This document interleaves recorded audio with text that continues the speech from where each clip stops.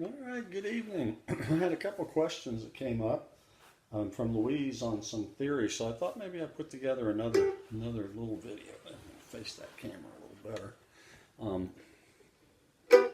the first one was on the relative minor. And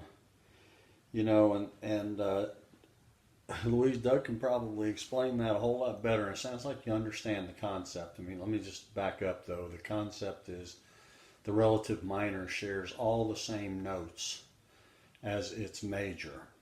It's kind of a Western music concept, because let me back up. In any scale, there's do some internet search. I'm not a super heavy on theory, but I do know a little bit. And in a scale, there's multiple different modes of a scale. And what I mean by a mode is, if you take, let's just stick with a C scale. So there's your C major scale, which is in purest language is called the Ionian scale. The relative minor scale is the same as the C scale, but it starts on the A note.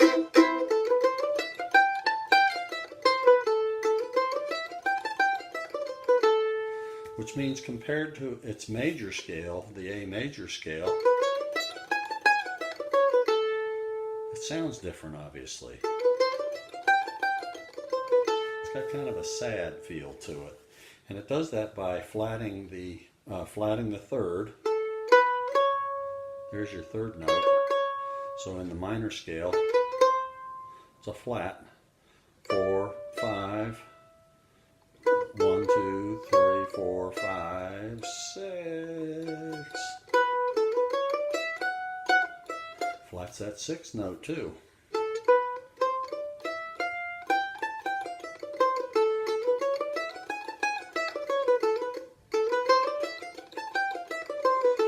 And that's called, what is that called? The Aeolian scale. Actually, the natural minor scale is called the Aeolian scale. Just to put it in perspective, how does that help you? How does that help you when you're playing music? Well, I'm sure if I knew more music theory, it could probably help me even more. But when I think of tunes like Jerusalem Ridge, like Old Ebenezer Scrooge, or Old Dangerfield, or those tunes, Kitchen Girl, or Stony Lonesome, that are either in the minor key or they're played in a modal key. They're playing with a sad sound to them. The notes that you can use in those songs when you improvise, because it's basically the A minor scale, and the A minor scale shares all of the same notes as the C major scale, when you're improvising in a song that is a minor key, you can use all of the notes that are in its relative major. So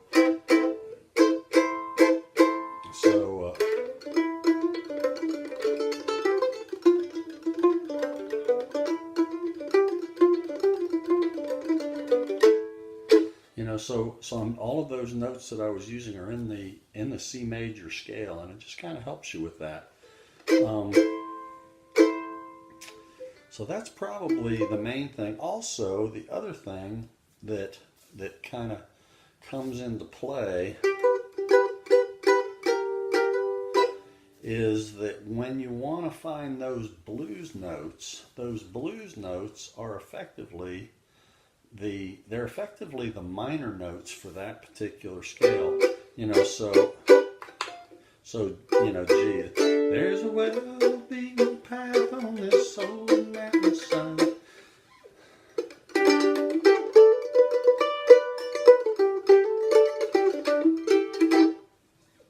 Or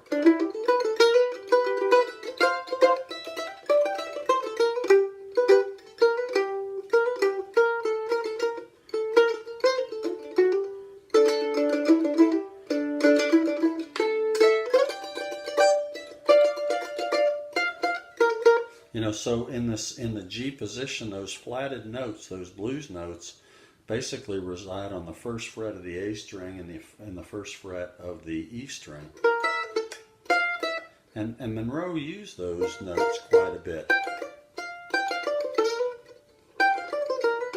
or even hinted at them.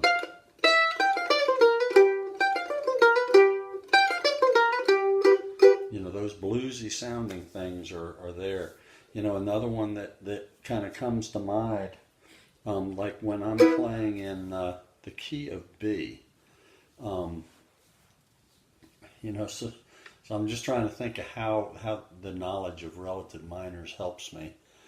You know, so in the key of D, delta, its relative minor is B minor. So when I'm playing in the key of B, I'm basically, if I want to get a bluesy sound, I'm going to play the B minor-ish notes. I'm going to play a lot of B minor-ish notes, which happen to be the same notes as the D delta scale. So a lot of mandolin players and fiddle players will shy away from the key of B bravo for taking leads, and it does get a little cumbersome if you're going to stick strictly in the major.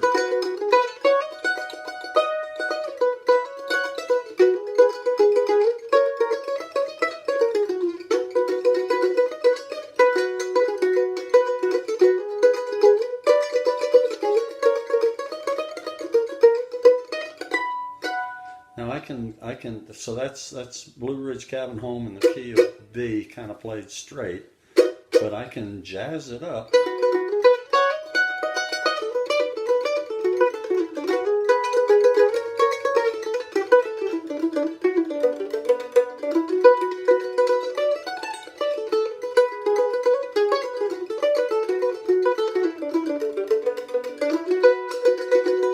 And I'm pretty far away from the melody there, but you get the idea. So I'm bluesing it up by playing more B minor notes, which B minor notes happen to be the same as D. So you can play a lot of D scale notes in the key of B. It will sound bluesy. So that's kind of, I don't know if that helps, but that's, just some concepts that go through my brain when it comes to relative minor.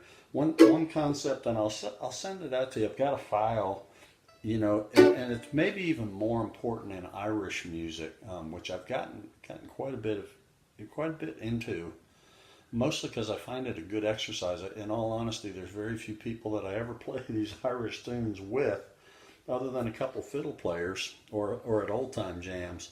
But I want to go through a concept in a scale, and I'm going to do this in the C major scale. And we talked about that's the Ionian scale, and we talked about the A minor scale, which shares all of the same notes, is the Aeolian scale.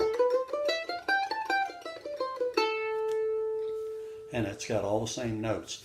But every single one, if I take the C scale, and then instead of starting on the C note, I start on the D note, and I use the same notes, but I just start in a different place. Each one of those is a scale mode, and I don't know the names of them. There's Mixolydian. I know in the key of C, the G, the one that starts on G, is called the Mixolydian, which several of them sound very minorish. Several of them sound so. A good exercise to do is to do this. Use only C major notes, and you can do this in any scale. I'm just demonstrating. In fact, it's good to do it in a lot of different scales, but I'm just going to demonstrate it in the key of C. If I do the C scale, but each time around I start on the next higher note, I'm going through all of the scale modes, and you'll have to do some internet searches to get the names, or actually they're on the file I'm going to send you. But and again, this is just kind of some music theory. It becomes more important in a genre like Irish music for this reason and this reason alone. The Irish pipes and the Irish harp are tuned in the key of D, but they don't want to play every song in the key of D, so they will move to like a G Mixolydian. In other words, they will use they will use the same D scale notes, or most of the same D scale notes, but they'll start on a different place and they'll get the song in a different key. So, but you have to do a little studying. Here's how the exercise would work.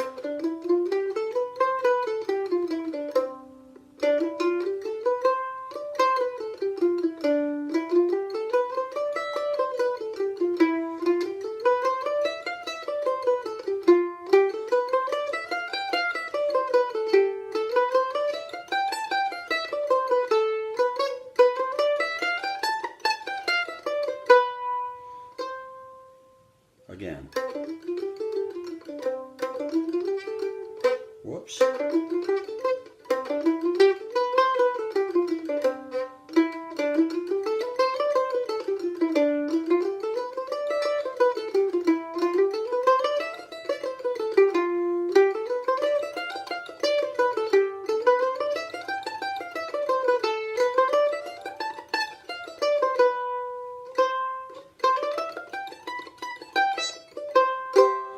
So that's just going up each of the different scales. And it's more of an exercise, although it is kind of good to spend a little bit of time understanding that concept. Mixolydian, Ionian, Aeolian, all the different scale modes. All right, let's see. The other question that came up was on this circle of force. Yes, this is purely an exercise, but it is good for your brain. And I'm doing it. A lot of people call it the circle of fists. It's actually like when you do Salty Dog.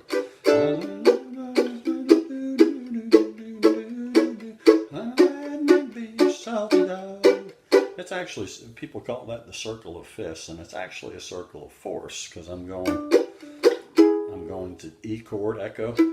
Its fourth chord is an A chord. There's an A chord. Its fourth chord is a D chord. There's a D chord. The fourth chord for a D is a G. So I'm actually making fourths here. So when you hear that progression, you know, and I mean, depending on the song,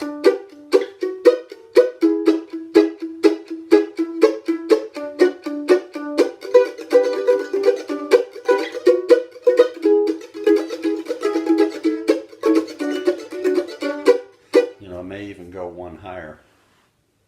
So the exercise that I have put together, yes, it's going through arpeggios. You can do this with arpeggios, and you can do it with scales. And the reason I like the exercise is it teaches you relationships between chordal positions on the mandolin. So I started you off with the arpeggios. You know, in arpeggios, I can't remember that lesson, but the arpeggios on the mandolin, in reality, there may be more. There's really only two different arpeggio, closed position arpeggios that I will use. There's this one, which is nothing more.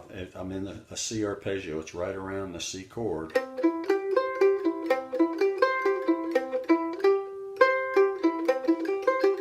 There's that arpeggio. And then the other arpeggio is starts on the index on the C scale. So it has the same notes.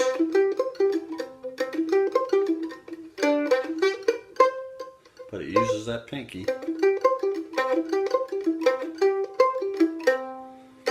So between those two, I'd like to do this in circle of force. So I go from C to F, and then I kind of lose track because I just think in terms of force, not in terms of the notes. If I was smarter on theory, I'd be able to tell you the notes, but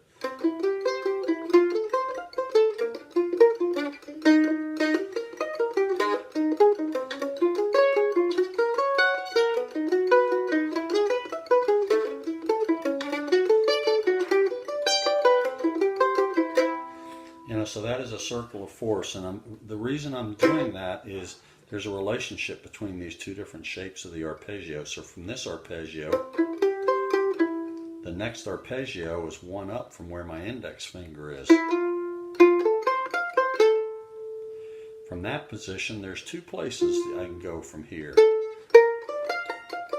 I can go where the second note is. I can go up one fret. or I can go down one string, or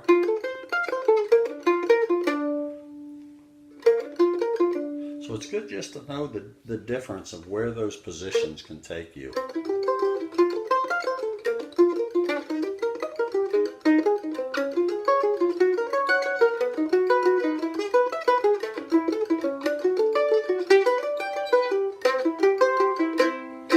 Once you get comfortable with that, then do it with a scale.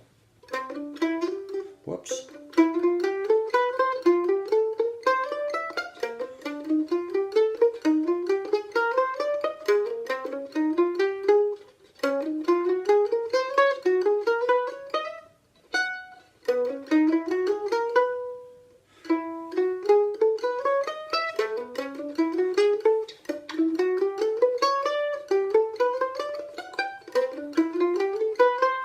Kind of messed up there, but you can do it with a scale. So and again, that's more for exercise, but if you get, as you get those arpeggios down, arpeggios are very nice because you can actually start in different spots on arpeggios.